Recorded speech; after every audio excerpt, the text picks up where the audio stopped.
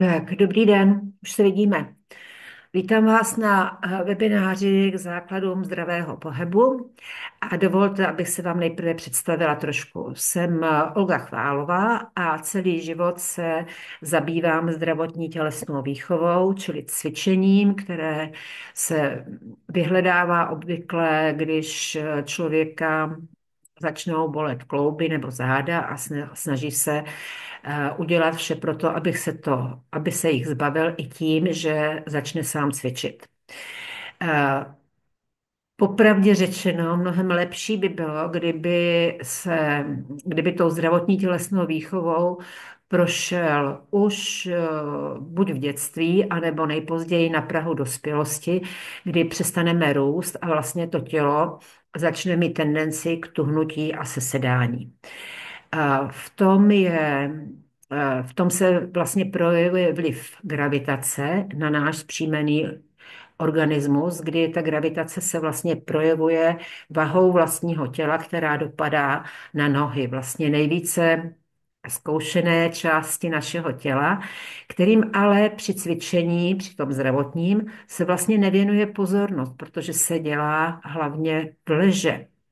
Mělo to své důvody, soudilo se, že ve stoji člověk není schopen uhlídat všechno, co souvisí se správným držením těla a že je lepší prostě v nízké poloze se zaměřit jenom na nějakou jeho část a tu si rozcvičit.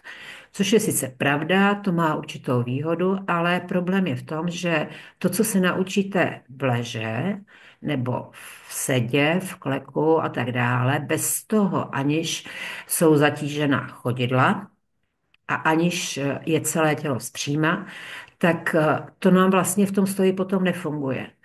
A v tom stoji se nám to, co jsme získali v těch jiných polohách při tom cvičení, v podstatě jako zase vrací zpátky do toho původního držení těla. Takže to je jenom tak jakoby na úvod k vysvětlení toho, proč základem toho zdravého pohybu je v podstatě správná chůze.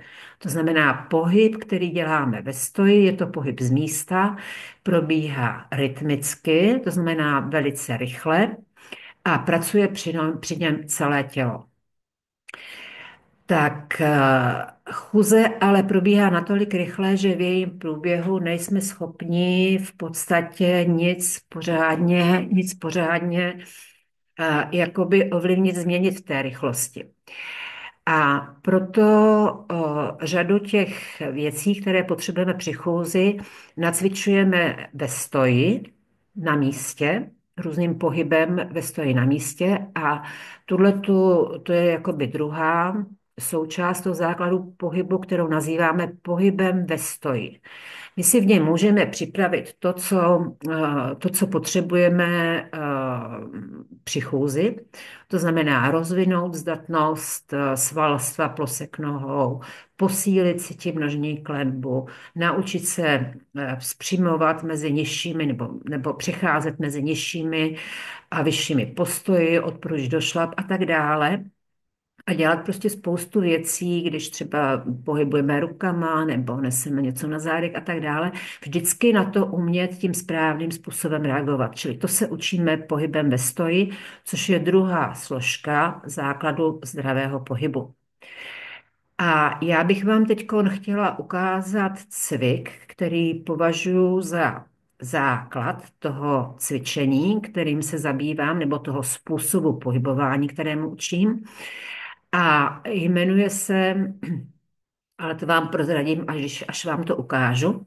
Takže vy si teď cvičte to, co vám budu ukazovat, cvičte si to se mnou. Vyzkoušejte si to, zkuste se soustředit na to, vnímat to, co to s vámi bude dělat a já vám potom k tomu podám určité vysvětlení a vyplyne z toho, proč tedy vlastně jednou z těch složek je chůze a jednou z těch složek pohyb ve stoji. Ano? Takže já se jenom přesunu kousíček dál, tak abyste mě viděli celou i s nohama.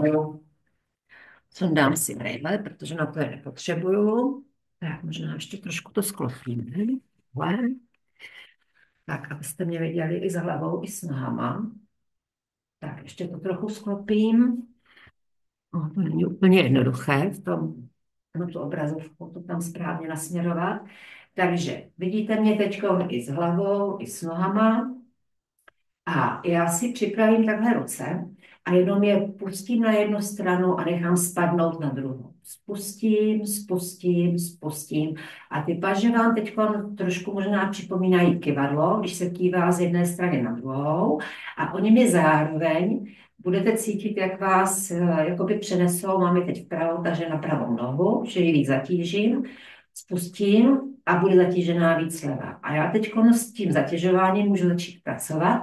To znamená, že já při tom vykývnutí vykročím vlastně a přenáším váhu v tom mírném stoji rozkročném, který si nastavil tím vykývnutím, tím přenesením váhy.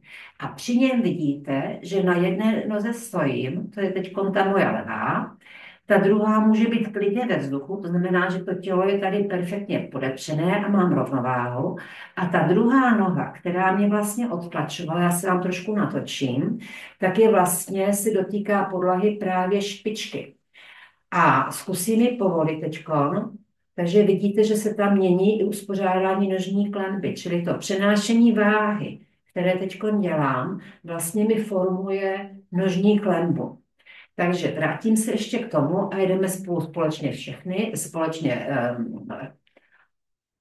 celý cvik a pustím a tam a zpátky a tam a zpátky a zhoupni odtlač. To zhoupnutí je důležité proto, čili projdeme sníženým postojem a odtlačíme, protože ty svaly si v tom jednak odpočinou a jednak vlastně naberou sílu k tomu, aby vás pořádně znova přenesli na druhou stranu. Tak, já teď se vrátím a budu si s váma zase povídat a vy se mezi tím jste si měli za úkol jakoby uvědomit, co se s váma přitom dělo. A já vám to teď teda nějakým způsobem okomentuji a vy to můžete to porovnávat s tím, co jste při tom cvičení cítili. Tak, předpokládám, že nejvíce jste cítili ten jakoby uvolněný pohyb paží. Já ho teď můžu dělat i tady jakoby v sedě, když sedím. Čili jenom kývám. Takže předpokládám, že jste se zaměřili na to, že ty ruce vlastně jakoby dolů padají a že ten pohyb je uvolněný. A tomu typu pohybu, když probíhá takhle ze strany na stranu a naprosto uvolněně, říkáme oscilace. A je to jenom cizí jako pojmenování pro kývání. A při těch oscilacích jste už možná cítili ten účinek uvolnění toho pohybu, takhle oscilačně prováděného, na celou tu část těla, že se vám uvolnily ramena, že vám jakoby spadly dolů. A když spadnou ramena, tak nám samozřejmě povystoupí nahoru i hlava. Takže to byla jedna stránka věci, ale pak tam ještě byla ta druhá, která souvisela s tím, co dělaly ty nohy.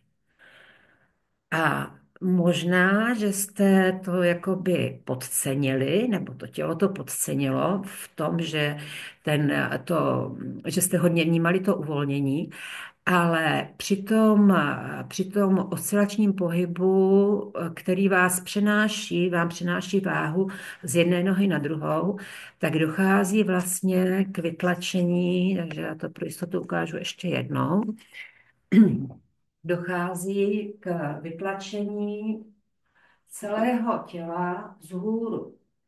To znamená, že tady je to tělo, tady to je ten silový moment toho cvičení, že tady vás to vytlačí vzhůru.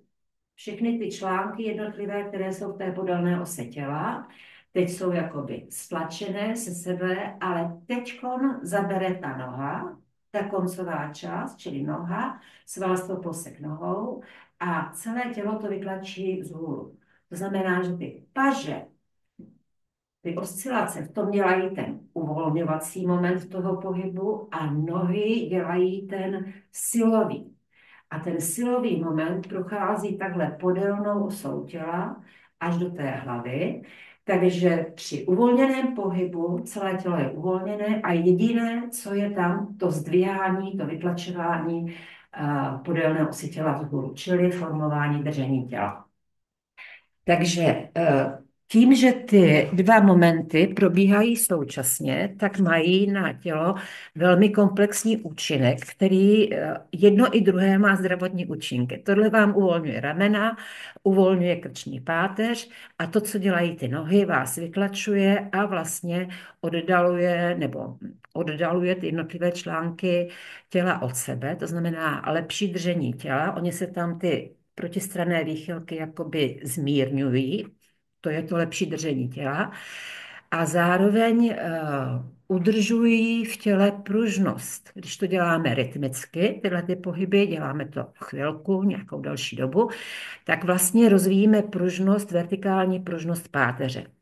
A ta je důležitá, nevím, jestli to víte, pro buněčnou výživu, protože buněčná výživa funguje na principu mechanické pumpy, to znamená, když něco stlačíme k sobě, tak z těch buněk se vytlačí do mezibuněčného prostoru tekutina a v ní jsou zplodiny látkové přeměny.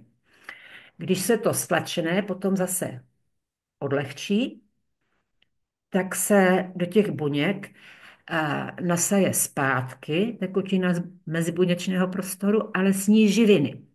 To znamená, že ty buňky vlastně se samovolně mechanicky vlastně vyživují, čistí a protože to probíhá ve všech buňkách celého těla, včetně takových jako chrupavek a meziobratlových plotenek a tak dále, tak jenom tím střídáním toho množství tekutiny v buňkách, tak vlastně v tom součtu, v tom kumulativním součtu vzniká nebo se udržuje pružnost těla, pružnost tkání a tak dále.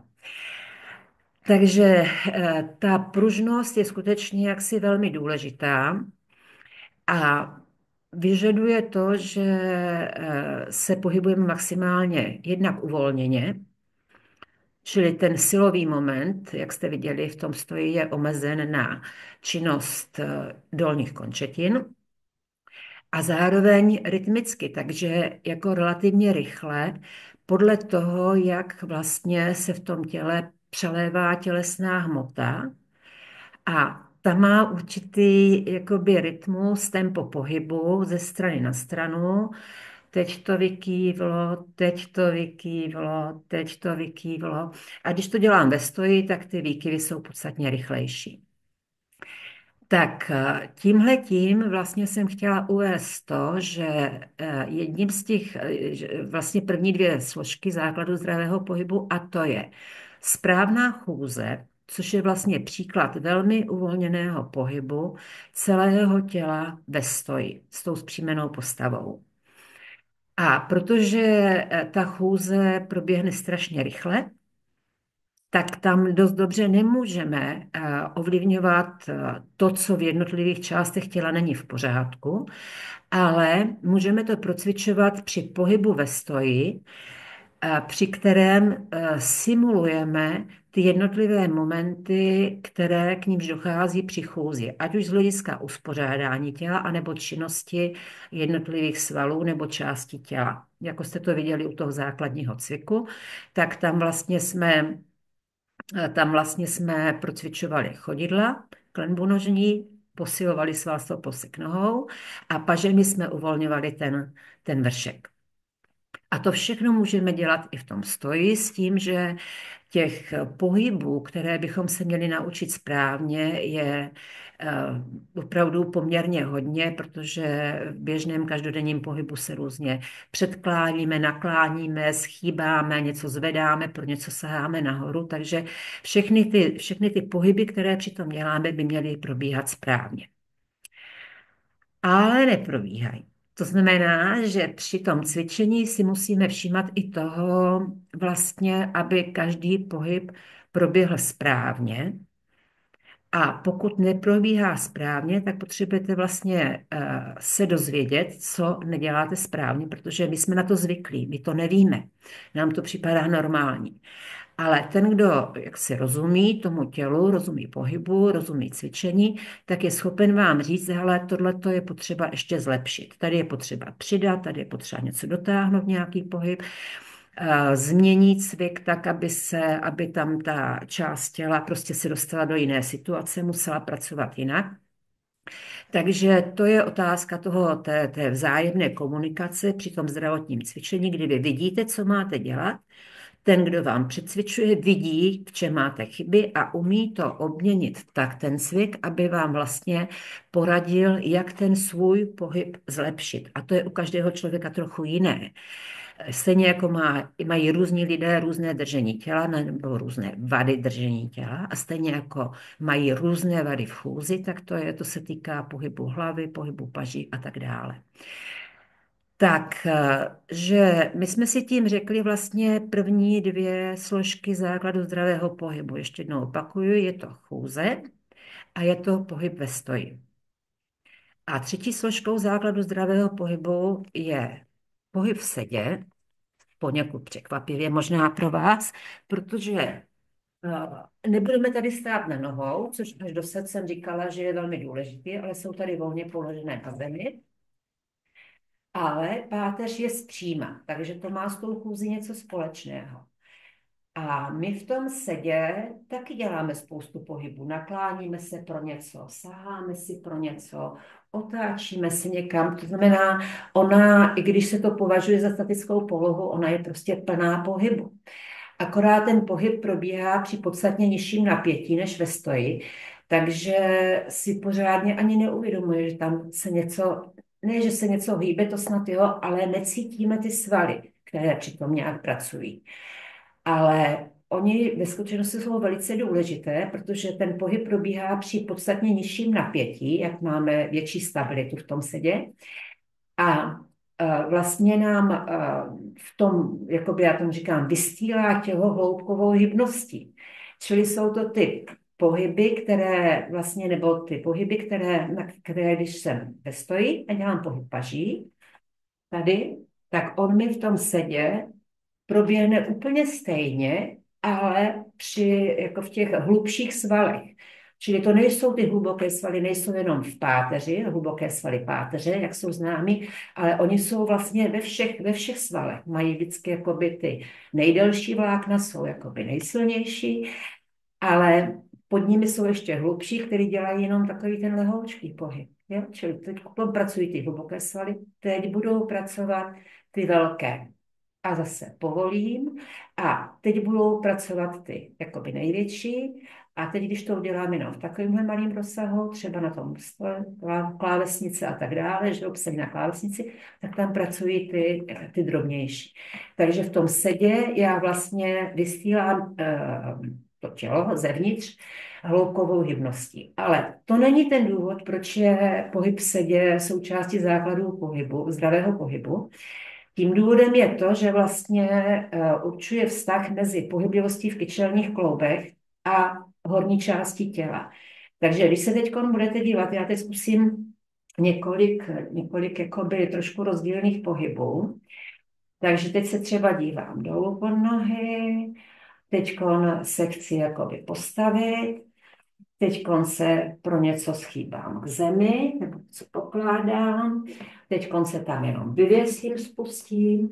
Takže vidíte, že ten pohyb v sedě, co se týče vztahu ke kyčelnímu kloubu, má různé varianty. Každá z těch variant má nějaký význam, má nějaká pravidla správného provedení, ale to, co potřebujeme, proč je to základ zdravého pohybu, je tento rozsah. Je tento rozsah, kdy se vlastně jenom jakoby spustím z toho vertikálního držení těla do náklonu, ve kterém se natáhnou svaly bederní páteři. A tělo se tím dostane do postavení, že se vlastně opře o nohy, může se začít zdvihat nahoru a zároveň ta hlava je nahoře.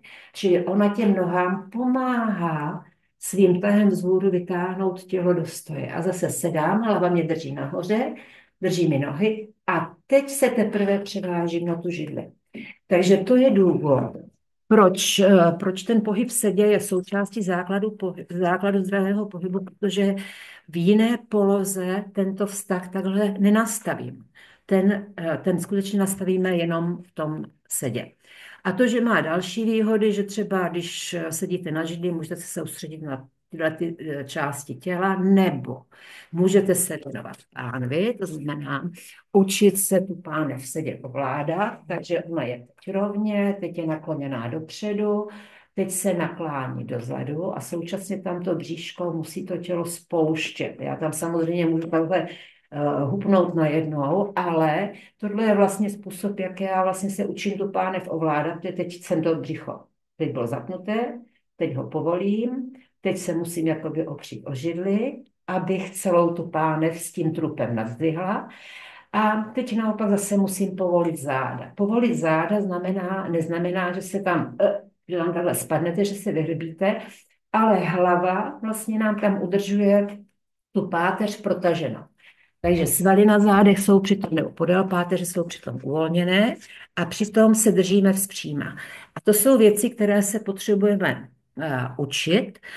A zároveň, když už máte jako nějakým způsobem jako deformovanou páteř, zejména teda je příliš vyhrbená, tak přicházet na to, jak ji zase narovnat. Takže tímhletím bychom měli jakoby ty probrané ty jednotlivé složky základu zdravého pohybu s tím, že ještě zdůrazňuji, že kvůli tomu, že při tom cvičení, kromě toho, že teda dáváme přednost tomu, že základem je to cvičení ve stoji, takže tam je důležité, aby ten pohyb probíhal v přirozeném rytmu. Takže poměrně rychle. Zase je to rozdíl proti tomu běžnému cvičení, kdy v tom zdravotním se dělají pohyby pomalu s tím, že prý vnímáme lépe, co se děje v těch svalech. To je pravda. Lépe si to uvědomuje, když se ten pohyb zpomalí. Ale my při tom pohybu nepotřebujeme si uvědomovat plně každý zlomek sekundy toho, co se v tom svalu děje. My tam potřebujeme vědět, kdy vlastně tím svalem máme zabrat a kdy to padá. A zaber a. To znamená, že vnímáme, nebo aspoň já to tak cítím, že tohle je potřeba lidi učit, vnímat koordinačně významné momenty, tak abychom uměli dát v tom správném okamžiku sílu, ale taky, když není potřeba, abychom vydávali energii na svalovou práci, abychom se uměli uvolnit. Tím potom veškerý pohyb nabývá takové, jako je velmi šetrný a na to tělo má uvolňovací charakter s tím, že současně se vždycky při tom, kdy hupsnu dolů, teď tam sedím a teď mě to nadlehčí, jo? Čili ono to co dělám pajami, má vliv i na tu páteř, i na tu pánev. Prostě furt to tělo pracuje celé. Takže tohleto můžou dělat i starší lidé. Když ten pohyb probíhá uvolněně a v rámci momentální vůle, kterou v těch kloubech máte, tak nic tím jakoby neohrozíte. Pohyb samozřejmě nesmí bolet, ale tam, kde má ten kloub vůli, tam vás ani bolet nebude, ale učíte se prostě tím jakoby uvolněným provedením. Jednak to tělo uvolňujete, ale jednak i rozvíjíte koordinaci. Řeknu vám něco ještě i k té koordinaci. Někdy lidé říkají, že nemají koordinaci a tak dále. On ji má každý, akorát ji má někdo lepší, někdo horší. A koordinace je vlastně taková jakoby vyšší funkce řídícího systému, čili centrálního nervového systému, kterou tvoří dvě vrozené funkce, což je funkce posturální a funkce hybná. Funkce posturální spočívá v tom, že mozek se řídí striktně vertikálou. To je ta hlava vzpříma. Proto i když máte vadné držení těla, tak je ta hlava pro mozek vzpříma. Ona je pořád zpříma, jenom je to v krku vysunuté dopředu a i z nevím, jestli to vidíte, v hrudníku pak velice často povolané do toho vyhrbení, jo? Takže, ale hlava je pořád zpříma. A vyžaduje to oboustranně symetrickou aktivitu svalů podél páteře. Nejenom teda v tom krku, ale v tom celém těle, ale speciálně u toho krku to má za takový ten důsledek v tom, že nám ten krk tuhne. To znamená, že my sice umíme i při tom vadném držení těla tu hlavu otočit, ale vidíte, že to tam bude se protáčet ty páteři jenom prostě v jednom úseku a vzniknou stereotypy, které vám budou fungovat potom při pohybu hlavy pořád. Pořád budou jenom tou hlavou otáčet to v jednom úseku a budou vlastně tu vadu držení těla podporovat. Čili my potřebujeme změnit nejenom to uspořádání nebo to držení těla, my potřebujeme především ty klouby rozpohybovat a potom naučit jakoby nový způsob provedení toho nesprávného navyklého pohybu. Čili tady je to špatně a tady vytvářím to dobře. Tak, ale proč jsem to říkala? Říkala jsem to proto, že ta posturální funkce mi vlastně jakoby drží to hlavu rovně, i když třeba se takhle vykloním a ta hlava by měla být takhle, v prodloužení páteře. Takže ona je někdy, když nemáme jakoby rozvinutý pohyb, tak ona je brzdou pohybu. Ona mu jakoby brání, stěžuje ho a proměňuje ho k horšímu. Takže to je ta jedna stránka věci. Posturální funkce, která je i spojená s tím plným zatížením rovnoměrným obou chodidel. Ano, tam je všechno, je to prostě v té jedné jakoby lajně, jako když stromek ze dvou stran podepřete nějakými tyčkami nebo vystužíte oběma tyčkami. A teď hybná funkce spočívá v tom, já jsem to viděla u jedné paní, která v tomhle měla poruchu, vlastně strašně rychlém pohybu z jedné krajní polohy do druhé. A to je tedy hybná funkce, to máme vrozené, takže podle stavby kloubu, každý pohyb, nebo v každá část těla u toho lokte je to shodou okolností č. Ano, tam se to, co běžně děláme, když si chceme rozcvičit vlastně žíly na odběr krve, tak to je tady v rámci ty pohyblivosti ten pohyb, který děláme běžně. U té paže ale ne, že tam ho potřebujeme, chci zvednout ruku jenom sem, takže tam potom přichází regulace přes svalové napětí.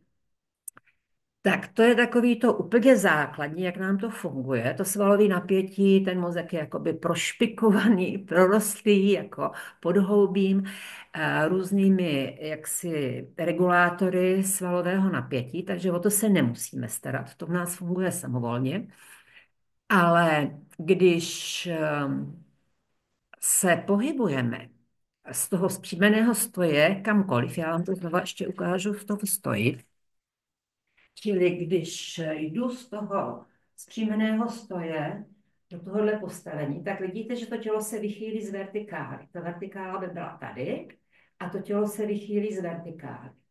A současně se tedy přenese zatížení na jednu nohu a zvýší se v ní napětí.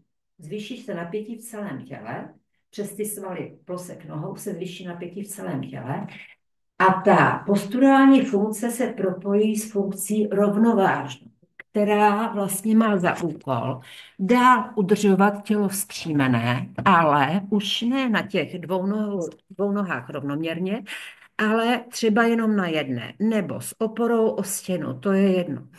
Ale prostě v jiné situaci, než v tom stojí na obou nohou.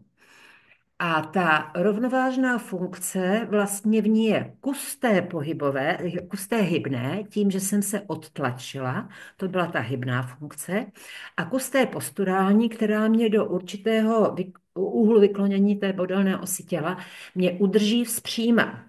I když jsem šikmo, tak pro mozek je to pořád, že jsem vzpříma, že stojím. V momentě, kdybyste tam, já nevím, si třeba tu nohu pokrčili, tak ještě stojím, ale už je to snížený postoj, už je to něco jiného. Ale kdybyste si klekli, tak už nestojím. Tak už prostě klečím, už je to jiná poloha. Takže tyhle ty dvě funkce jsou propojené, ta hybná a posturální ve funkci rovnovážnou, čili je to jakoby hierarchicky vyšší funkce, která potom se víc podílí na veškerém pohybu, protože s tou rovnováhou vlastně jsou spojeny i takové ty drobné oscilace, ty výkyvy na chodidlech. Když budete stát na jedné noze, tak budete cítit, že vám tam ta noha jakoby jde dopředu, dozadu, doprava, doleva a tak dále. To jsou nepatrně rovnovážné oscilace, ve kterých už jsou ty dvě funkce propojeny. A je jedno, jestli to je proto, že ta rovnováha není upevněná, že prostě tam jenom jakoby se kymácíte trošku, anebo že to děláme schválně. Pořád tam už je ta vyšší funkce.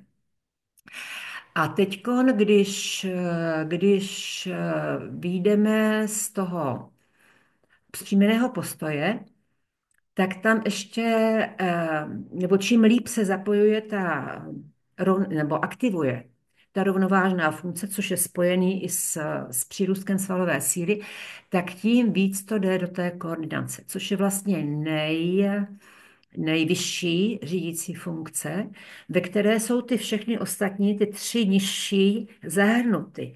Je v nich i ten pohyb, který chci udělat, je v nich i to, že to dělám jako vzpřímená bytost a je v nich i ta rovnováha. Tak to je koordinace. A pokud patříte k těm, kdo si říkají, že nemají koordinaci, tak nemáte tu schopnost vlastně zpevnění, když přenesete mírně váhu na jinou stranu těla, nebo když se máte v nějakém okamžiku, když máte zebrat. Prostě tam to svalstvo plosek nohou nemá dost síly, nereaguje dost rychle na to, aby tam ta síla vznikla a s tím i nová vlastně jakoby aby tou silou, tím napětím se zvládla ta nová rovnovážná situace. Takže potom se neumíte odrazit a tak dále. Ale právě tím pohybem ve stoji se to učíme. Čili i když jste, řekněme, patřili ve škole k těm dětem, které byly nešikovné, které měly potíže s přeskokem, které se nepřitáhly do nějakého výmyku a tak dále, tak vlastně tím pohybem ve stoji nebo tím zdravotním cvičením se to můžete naučit. Jste neuměli při tom mimiku dělat, udržet se takhle. No tak se to udržíme. Umíme to. Udrž se. A tady už to umíme. A potom zase se to naučíme tím momentem, kdy mám udělat to udržet, tak se to učíte potom přenést i do řady jiných pohybů. Takže koordinace není nic, co bychom se nemohli naučit. Jako asi těžko budeme aspirovat na to, abychom lámali ještě světové rekordy, ale my potřebujeme tohleto všechno mít, takhle dobře rozvinutý pohyb a ty centrální funkce pro ten každodenní pohyb. Ten oproti cvičení má tu zvláštnost, že v něm přecházíme z jedné situace do druhé. Takže v kuchyni se pro něco schýbáme, pak to někam nasypu, pak si pro něco šáhnu nahoru. A tam není ten pohyb opakovaný, tam je prostě, tam v sebe plynule přechází. A pokud neprobíhá správně, tak se vlastně upevňují ty špatné návyky a provazují ty špatné návyky. To je důvod toho, proč nám to tělo jakoby fyzicky chátrá, proč se proměňuje a tak dále. A my při cvičení vlastně tyhle ty jednotlivé pohyby si nacvičíme správně a zároveň se je učíme propojovat. To znamená, že já třeba se naučím tohle, a teď z toho přejdu do toho sáhnutí, čili já se naučím, kdy mám sáhnout, jakým způsobem to sáhnutí udělám. Takže tohle vlastně učím já při tom cvičení. A to, co je tam podstatné, že vlastně vidím u těch lidí, v kterém okamžiku toho cviku, který jim dám, ať už je nějaký ten elementární, jako bylo třeba to kroužení pažemi, nebo jako je to skroužení, přejít do toho vzpažení, pro to sáhnutí, tak prostě je upozorňuji na to, co mají udělat jinak a lépe. A protože to je prostě jedna dílčí věc, tak oni to zvládnou. A to, co se naučí tou paží, tou jednou částí těla v sedě, pak se přenese do stoje a do rozsáhlejších pohybů, které už nejsou jenom sáhnutím, ale třeba zakroužením. Ano, takže ten pohyb rozvíjíme.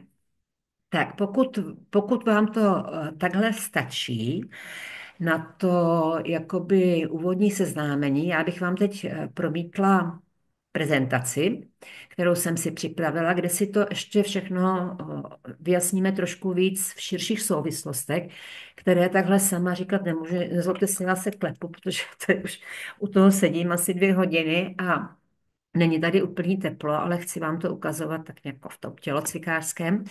Takže já vám teď nasdílím takovou prezentaci, která vám v tom webináři zůstane. A vy si ten webinář budete moci vlastně kdykoliv pustit znova. Jo? Prostě přes ten odkaz, který na něj budete mít nebo máte, tak si ho můžete pustit kdykoliv znova. Můžete si to všechno znova procházet, promýšlet, vyzkoušet.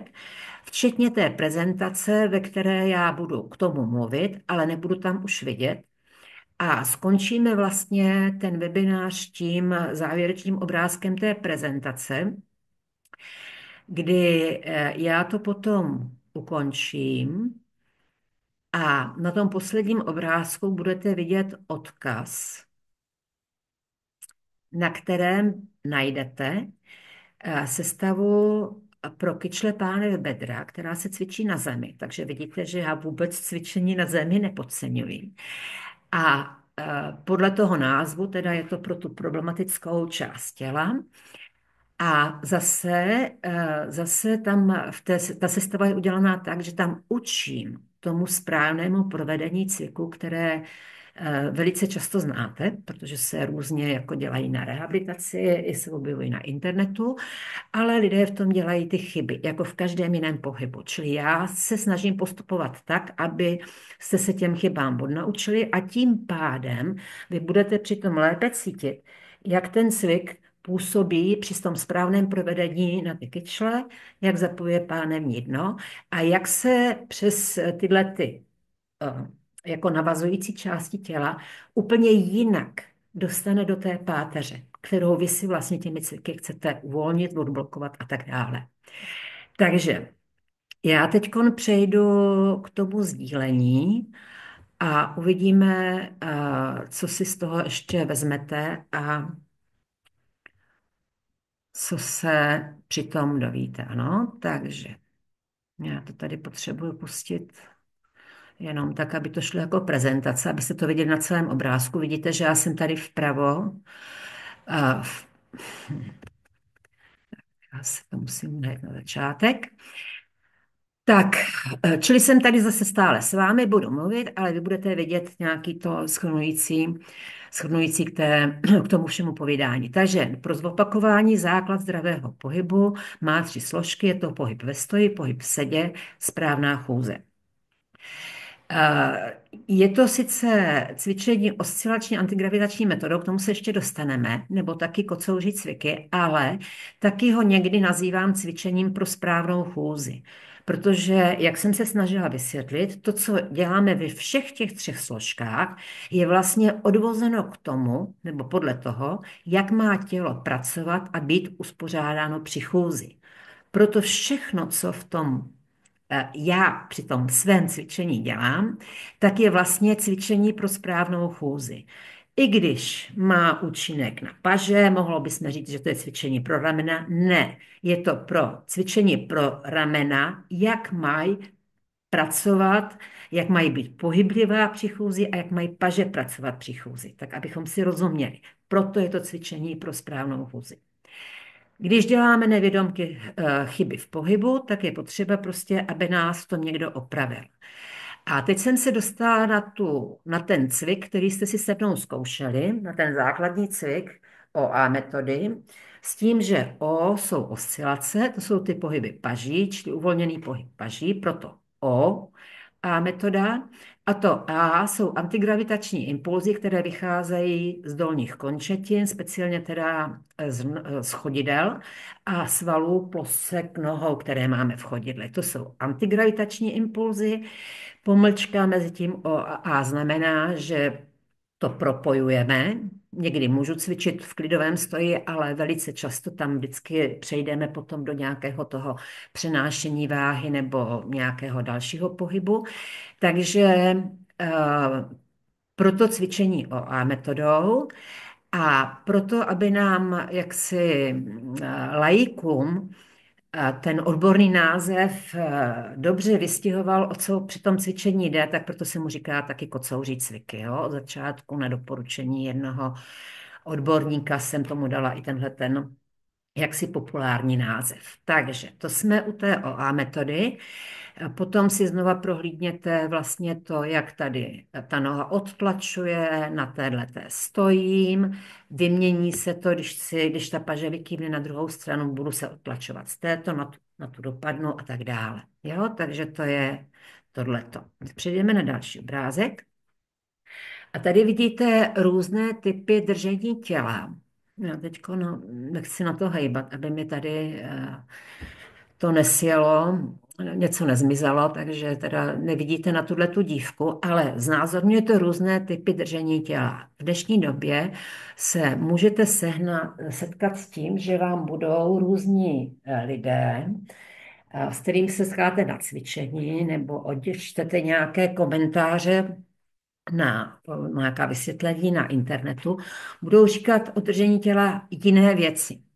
Takže tohleto, co je vpravo, to je anatomické držení těla, které je striktně vertikální. A podle něj to najdete v každé učebnici nebo jakoby v těch starších příručkách, podle takhle se to držení těla učilo. A vycházelo se z toho, že jako křivka krční páteře a bederní není hlubší než 2 až 3 centimetry. A když to porovnáte, tyhle ty dvě držení těla, to znamená, že to, které vidíte, čekajte, už jsme tam, které vidíte vpravo, to jsem ujela o jedno níž, když to porovnáte chodidla, tak vidíte, že tato dívka s tím anatomickým, striktně vertikálním držením těla má takzvaně rovnoměrně rozloženou váhu na chodidlech. Zatímco tato paní, to její tělo je vykloněné oproti vertikále mírně dopředu. To znamená, že jsou tam víc zatížená nebo více je zatížená přední část chodidel. Ano, není to rovnoměrné, ale přední. A právě na té přední části chodidel máme svaly plosek nohou. To znamená, ona když stojí, tak ten stoj je o něco labilnější, protože je tělo podepřené menší plochou, ale zároveň tou částí nohy, kde jsou ty svaly, které na ty nerovnovážné impulzy mohou reagovat. Takže oproti té dívce vpravo, ona se podstatně snadněji dostane do chůze. Přejde z klidu do pohybu, čili ze sklidového stoje do chůze, protože stačí, když odlepí patu jedné nohy od podložky a už jí to tělo přes tu druhou nohu začne přepadávat dopředu a ta druhá noha ji dopředu začne odtlačovat. To my si pak ukážeme ještě na dalším obrázku. Ale teď ještě se jenom podíváme na tenhle ten třetí, což je ta mladá dívka uprostřed. Takové to sexy držení těla, na které dneska jsou mladá děvčata z těch fitness center velice pyšná, protože to skutečně to jakoby vystrčená prsa, vystrčené bříško, vystrčený zadeček, že jo, vypadá jako opravdu sexy, akorát, že to má trošku problém. Ona ono jako to držení je dobře stabilizované, protože mají oni jako zafixují pánev v nějakém vysazeném postavení, posílí si v tomto postavení břicho a při tomto postavení potom posilují zadek. To znamená, že to bříško, když to ukážu, jako to má ona, bříško a zadeček jsou takhle jakoby proti sobě, ne úplně zarovnané, ale každé z nich dělá tu stěnu, ano, mezi kterou je to tělo jakoby rozepjaté.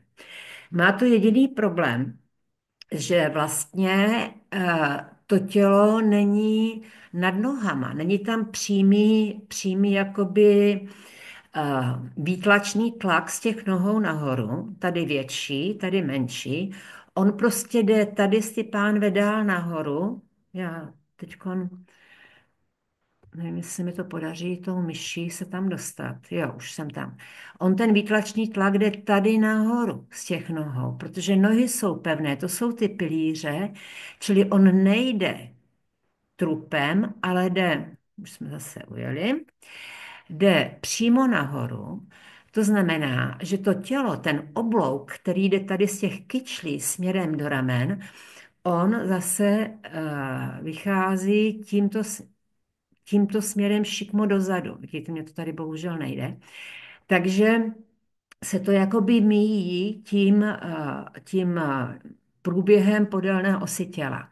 A má to za následek ten, že z těch nohou se musíme jakoby stále tím směrem vytahovat a ono by to mohlo vést po delší době k tomu, že se těm dívkám jakoby prodlouží horní část těla. Protože v mozku je také taková jako adaptivní funkce, čili když něco chceš, tak to budeš mít.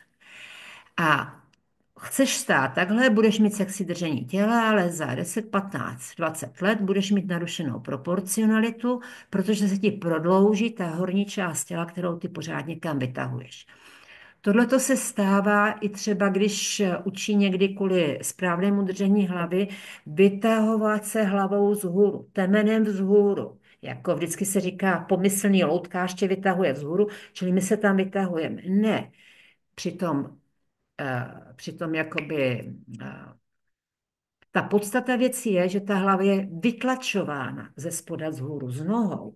Takže to jsou dva různé mechanismy, na které ta adaptivní funkce zase bude v tomhle případě reagovat tím, že se protáhne krční páteř a vzniká takzvaný žirafí krk. Jen tak mimochodem žirafa přesně tohle to dělala, jak se vytahovala do těch korun stromu pro ty listy, protože ono má stejný počet krčních obratlů, jako máme my. Jo? Stejný počet krčních obratlů, akorát, že to je takhle tam ty tkáně, prostě ty kosti a tak dále jsou protažené do délky. Tak to jenom k tomu držení těla. Takže tohle u té paní Vlaďky, to je cvičení držení těla formované chůzí, čili těmi třemi složkami základu zdravého pohybu. Tady máte obrázek s několika příklady vlastně chůze. Takže vidíte, že jsou to docela různé typy chůze, ale ty základní dva v tom vidíte velmi dobře tady u těch dvou pánů, nebo na těch dvou obrázek s pány, kdy ten vlastně jakoby se chystá dopadnout na přední nohu a ta zadní už je odlepená od země a už ho odtlačuje do toho kroku, ano. Čili tady pracují obě nohy, tato přední, ta tam vykývla, jako když se udělá pohyb na kole, a tato zadní ho tam odtlačuje. Zatímco tihleti pánové dole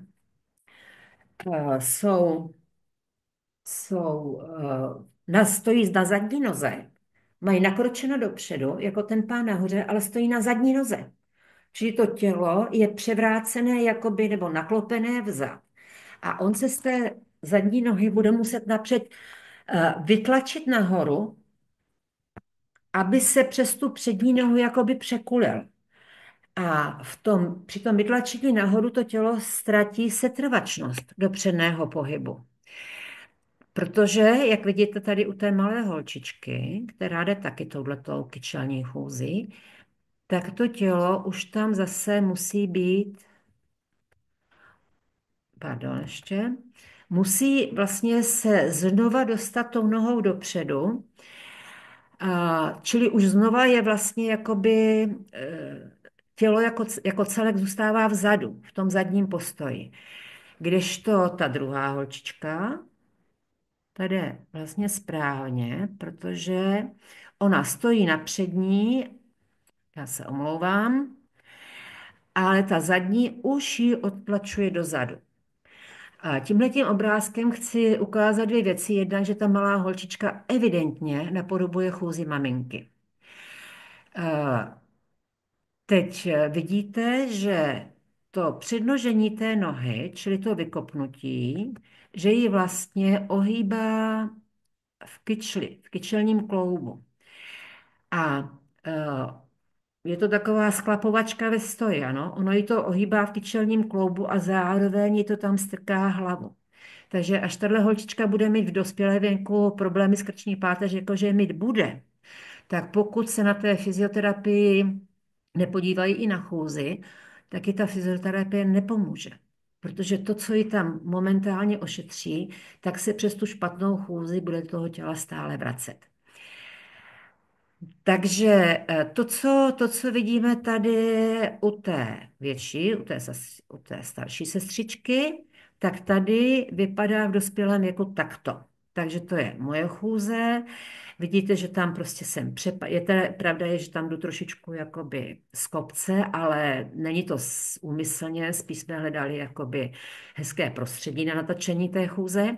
Takže tam vlastně dopadám na tu přední a ta zadní už mě odtlačuje dozadu. Teda, promiňte, ze zadu mě odtlačuje vpřed, čili tam mě vlastně tlačí neustále dopředu. Takže to tělo má setrvačnost a díky tomu ta chůze probíhá lehčeji, než u těch pánů, kteří při té chůzi zůstanou v tom zadním postoji. A musí to tělo napřed zvednout, aby ho vůbec jako posunuli nad tu stojnou končetinu. Teď se podíváme vlastně na ty situace z té chůze při pohybu ve stoji, což jsou ty dva barevné obrázky vlevo. A ten vpravo, což je záběr z mé chůze. Tak, tady, když teda začnu od té chůze, protože s ní jsme před chvilkou skončili, já to zase pokusím se neposunout, nemusím najít, kde je to myš, tady mám. Tak, tady vidíte, že dopadám na jednu nohu, zatímco druhá, to omlouvám, ta druhá mezi tím to tělo na tu přední nohu vytlačuje.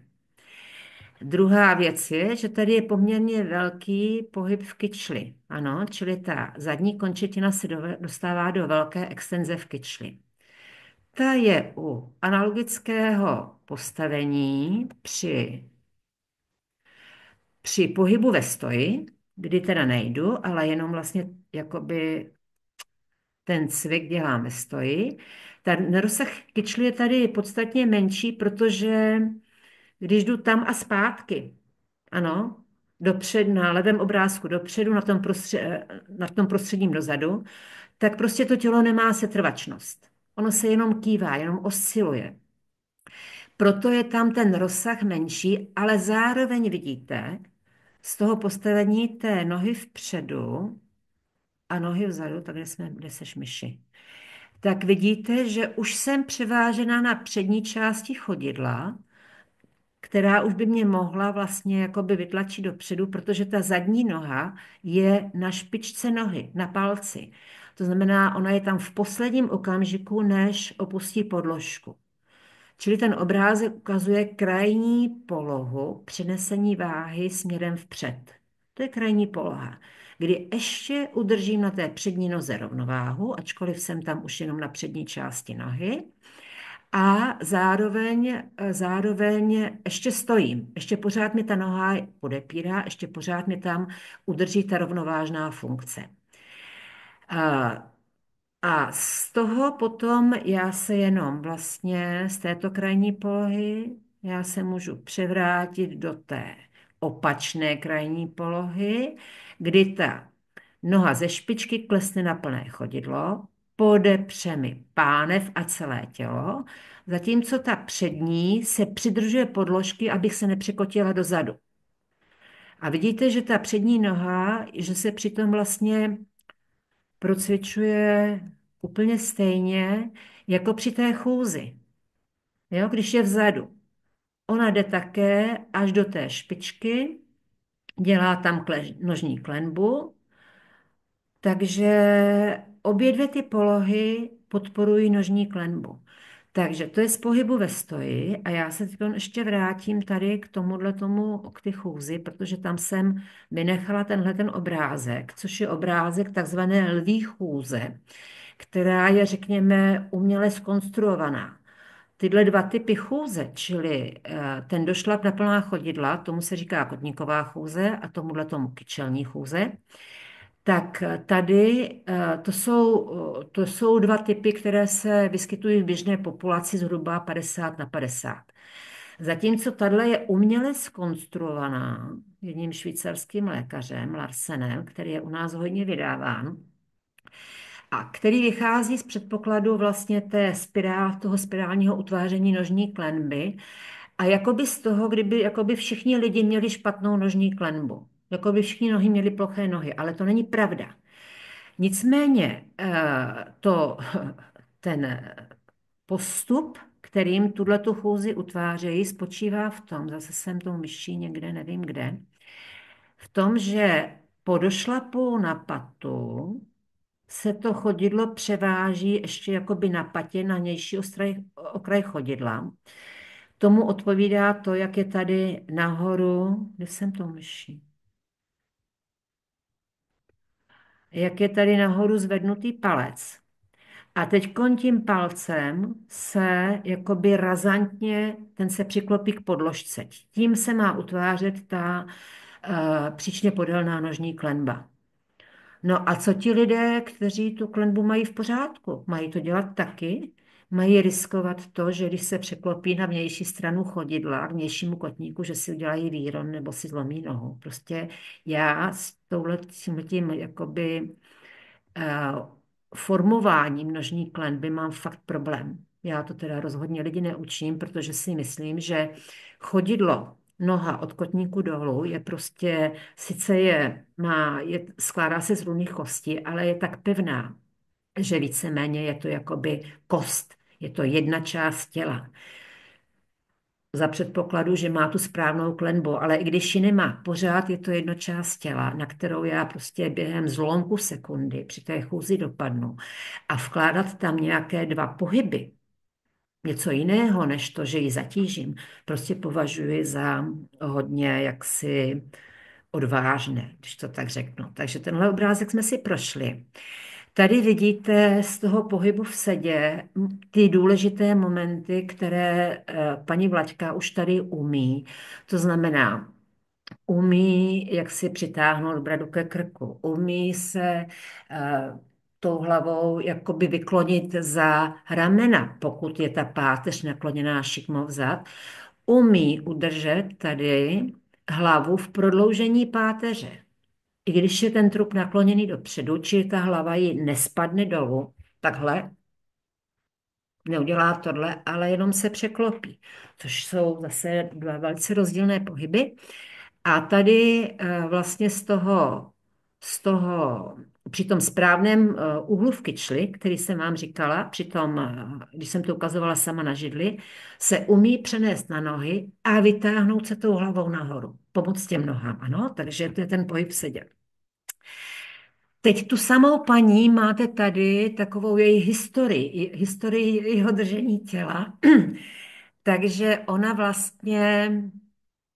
vlastně v tom mládí měla velmi špatné držení těla, stála tam jakoby zapadla, jakoby opřená o bříško a opřená o záda, takže ty nohy byla zapadlá do nohou, to tělo jí sesedalo. A A s věkem se jí to sesedání, tím sesedáním, jakoby ty dvě části těla dostaly nad sebe a prostě sesedlo to do tohohle toho, jakoby do toho držení těla, ve kterém mi stuhla krční páteř, v tom špatném držení i ta bederní. A zároveň jí vlastně nepracovaly nohy. Oni už vůbec nebyli jí schopné při té tuhosti páteře zvedat. Z toho pak ona měla veliké potíže v té krční páteři. A já vám nebudu to video, kdy o tom mluví, pouštět, ale máte na něj odkaz. Jo? Ono je to teď překrytý tím nápisem v tom Zoomu, ale když si potom na něj kliknete, tak ona tam povídá vlastně, co jí bylo, jak se dostala ke cvičení. A tím cvičením pro správnou chůzi se dostala k tomuto držení těla. k tomu, z toho vlastně, když ona byla taky převážená vzad, do toho převážení vpřed. Protože to její stuhlé tělo, tohleto, to prostřední, tohleto, potřebovalo vlastně jenom ty oscilace, dopředu, dozadu, rozhýbat se, aby se zaktivovaly ty nohy. Takže ta vlačka vlastně má vzorové držení těla. Já si myslím, že tohle se jednou dostane do anatomie jako člověku přiměřené, správné držení těla. Čili to vlastně to anatomické, jenom mírně převážené s ohledem na chůzi na tu přední část chodidel. Tak, my teď projdeme dál, čili tady máte odkaz, tam si můžete poslechnout jakoby povídání paní Vlaďky. A tady jenom na ukázku, že to funguje, to cvičení u velice jaksi rozmanitých vadných držení těla, kdy tato paní ve spodu, paní Jitka, má teda dost otřesnou kyfózu. Tady vepředu paže, v těch ramenou, pardon, se jí nedokázali prostě vůbec už pohnout. Jo, tady ramena už se vůbec nedokázali pohnout, jak to tam bylo zkrácené, stažené. A přesto to cvičení pro správnou chůzi taky nakonec, čili to zatěžování nohou, ta práce nohama v pohybu ve stoji, taky dokázala najednou takhle narovnat, včetně té příšerně stuhlé a vyhrbené hrudní páteře. Pravda je, že jsme tam museli hodně rozvolňovat i ty ramena nějakými jinými cviky. Ale proč ne, že jo, od toho ty cviky jsou a víme, co máme dělat, ale důležité je, že i v tomhletom věku, bylo jí 54 roku v té době, že to ještě bylo možné. No a tady je příklad paní, která vlastně si jakoby hověla v tom zadním postoji, jakoby, vidíte, že ona je ten člověk je jakoby zapřený o ty nohy a o ty kyčle a o tu pánev tak, že stojí, jako kdyby byl opřený o stěnu. Zase tím pádem tělo sesedlé, držení těla ochablé, zatížené nohy, ty svaly, drobné svaly plosek nohou nemohly to tělo vytlačovat a opět tím cvičením pro správnou chůzi, čili tím pohybem ve stoji zejména, ale zase tam byly i jiné, protože ona se jinak třeba hodně hrbila ve spodu klečmu se strašně hrbila. Takže tím se to zase podařilo srovnat. A všechny ty tři držení těla, vidíte, že tam vždycky dojde k tomu posunu z toho zadního postoje do nejméně vertikálního a u té paní Vlaďky, která cvičila z nich nejdéle, tak až do toho mírného jako překlopení těla vpřed. Tak, teďkon tady já vám to nebudu pouštět, ale máte tady 3 videa. To první je taková upoutávka s výběrem různých situací, které jsou důležité pro to zlepšení celkového stavu, čili jsou tam, já nevím, paže, jsou tam nohy, je tam ta chůze, běh a tak dále. A je to v tom rytmu, který prostě odpovídá plně zvládnutému pohybu. Takže nebát se toho ani ve vyšším věku. Na tom druhém odkazu cvičení žen 75 let je to záběr z lekce živého cvičení, kdy učíme ty dámy vlastně pohybu horní části těla vpřed, a řekli bychom předklonům, ale tam jde zase o to využití toho oscilačního momentu, kdy to tělo vykývne vpřed, tam se odpruží a jde jakoby samo zpátky. To tam zpátky, když to jde uvolněně, má obrovský význam v tom, že to uvolněně proběhne naprosto správně, protože jenom povolíme svaly, které prostě v tu chvíli se jenom natahují. A jako pružina odskočí zpátky zase tím úplně s tou stejnou cestou. Takže tam vznikají správné stereotypy. Čili my vlastně tím, že spadnu, zvednu, tak vlastně tím přes to uvolnění vznikají potom i správné to aktivní provedení pohybu. A to třetí je lekce v Roztokách, kam chodí cvičit ta paní Vlaďka. Takže jednak je tam vysvětlení, co a proč děláme, ale především tam uvidíte i to, jak vlastně to umí dneska dělat paní Vlaďka, která když začala chodit vlastně na cvičení, tak neuměla udělat správně vůbec nic. Vůbec nic, jo? Tak a dostáváme se, tuším, na poslední stránku té prezentace, kde máte tady odkaz na projekt, který se týká té samé problematiky, které je věnovaný ten webinář. A když si na ten odkaz kliknete, tak vám přistane okamžitě do mailu sestava pro kyčle pánev bedra, čili sestava na zemi, která vás má naučit, nebo když si ji objednáte, nebo objednáte, když si takhle, když vám prostě, když si necháte přijít do mailu, tak se prostě naučíte důležité cviky pro správné provedení toho cvičení proti bolestem zad v těch bederní páteři. Tak a já si myslím, že už je to konec. A já totiž jsem, no, to už byl konec, protože já jsem tady původně z té sestavy měla ukázat i nějaké cviky, ale nakonec jsem to pojela takhle, protože se na ně můžete podívat i na mých webových stránkách nebo na internetu. A takže jinak ten odkaz máte tady. Dostanete to zdarma, je to jakoby dárek, poděkování ode mě za to, že jste se vlastně přišli podívat na ten webinář, informovat se o tom, jaké jsou možnosti cvičení. Takže já to teď jakoby ukončím, vrátím se už do toho vysílání, doufám, že to bude všechno v pořádku. A vy to i s tou prezentací kdykoliv uvidíte, když si znova jakoby otevřete ten odkaz, ze kterého jste se dnes dostali na tento webinář.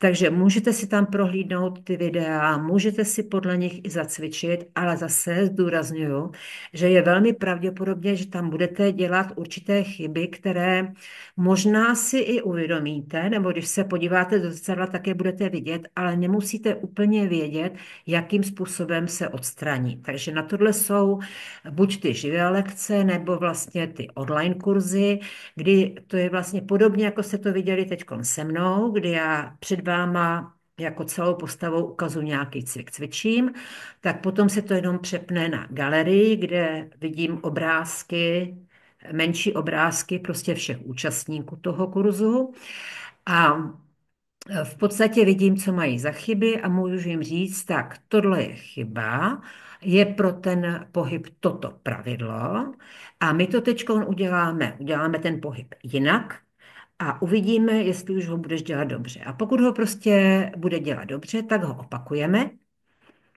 tak aby se to upevnilo, abychom vytvořili v tom mozku alternativu správného provedení. A když to pořád ještě nejde, no tak prostě zkusíme ještě nějaký jiný cvik, který tomu může pomoci. Jo, čili je to takový jakoby velice operativní. Není to jednotný návod pro všechny, protože každý člověk dělá v tom pohybu jinou chybu, ale na druhou stranu všechny ty postupy, které použijeme pro nápravu chyb u jednotlivých lidí, všem těm účastníkům rozvíjejí rozmanitost pohybu pro tu část těla nebo pro tu oblast těla a vytvářejí takový rezervoár té rozmanitosti, kdy všechno najednou v rámci toho, co s těmi ostatními lidmi prošli, tak jim zaručí, že se oni budou pohybovat už vždycky správně. A protože i na tom online kurzu cvičíme současně s tou horní částí těla a současně s těma nohama, tak ono se nám to z těch dvou konců těla, samozřejmě i na židli, takže i s tou pánví, tak ono se nám to propojuje, takže po těch 3 měsících, jak ten online kurz trvá, tak vlastně ten člověk vypadá úplně jinak, cítí se jinak a jinak ty zdravotní potíže ty obvykle ustoupí velice rychle. Velice rychle, tam stačí prostě zlomek milimetru, o zlomek milimetru to zlepšit a prostě ta bolest pomine, protože stejně ona vzniká. Nic vám dlouho není, nebolí a najednou šup a ze dne na den vás začne bolet někde. Je to ten zlomek milimetru, kdy prostě ty ta bolest, nebo ta bolestivá čidla už řeknou, tak tady už prostě to překročilo mez, kterou jsem schopen tolerovat, jo? A je to k našemu dobru, protože když nám to řekne, že něco bolí, tak nás to nutí s tím něco dělat a moje doporučení je, abyste vždycky zkusili, jestli si to nedokážete ošetřit cvičením, správně nějakým způsobem vedeným, protože jinak vás čeká, a to už možná znáte, různá kolečka po různých vyšetřeních. A vznikne z toho to, že když se dozvíte diagnózu tu či onu, tak získáte pocit a budete říkat, ale já mám výhřez, já už nemůžu cvičit. To vůbec není pravda. Vy jste ho tam měli i předtím, než to začalo bolet, akorát jste o tom nevěděli, ještě to nebolelo. A tím, když vlastně si zaktivujete ty svaly kolem toho jaksi postiženého místa, no tak ten výřez může zase přestat bolet, jako nebolel předtím. Když nezačnete cvičit, tak je klidně možné, že se vám zhorší a budete mít nejenom, že to bude bolet, ale že prostě vám to půjde do útisku toho nervu. Takže já doporučuji prostě vždycky přikročit i k tomu cvičení. A je tedy jedno, jestli už máte nějakou, mě tady automaticky spadly žaluzy, jak se oblouvám, jako já to musím ji otevřít, protože abych to dokončila.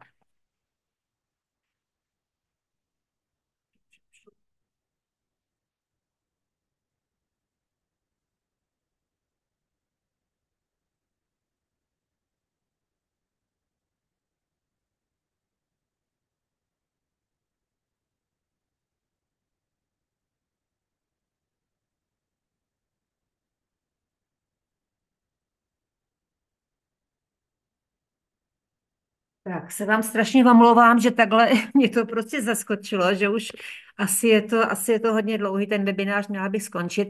Tak jenom jsem chtěla říct, prostě cvičení je vždycky příležitost.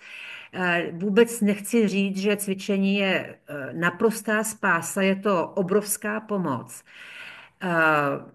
Je dobré, když prostě máte vážnější potíže, tak to prostě ta rehabilitace v tom stejně taky může pomoct. Vzájemně se to podporuje a ta šance zmírnit potíže nebo dát se úplně do pořádku je tím větší, čím dříve si ten pohyb zdokonalíte. To znamená, lepší je reagovat na malé poslíčky a začít cvičit. Když vás, já nevím, třeba až při dalším stání bolí záda, tak hned jít a prostě si to cvičením ošetřit, aby to přestalo. Ještě lepší je, jak jsem říkala, na Prahu vlastně toho, když skončí růst, tak na prahu té dospělosti si to ošetřit, ale zase ne posilování, ale napřed ten kvalitní správný pohyb, kvalita pohybu, správné provedení a posilování, kondice a tak dále teprve na základě toho. Takže máte tam všechny odkazy, na které se budete chtít podívat. Určitě si vezměte ode mě ten dárek, tu sestavu pro kyčle, pánev a bedra.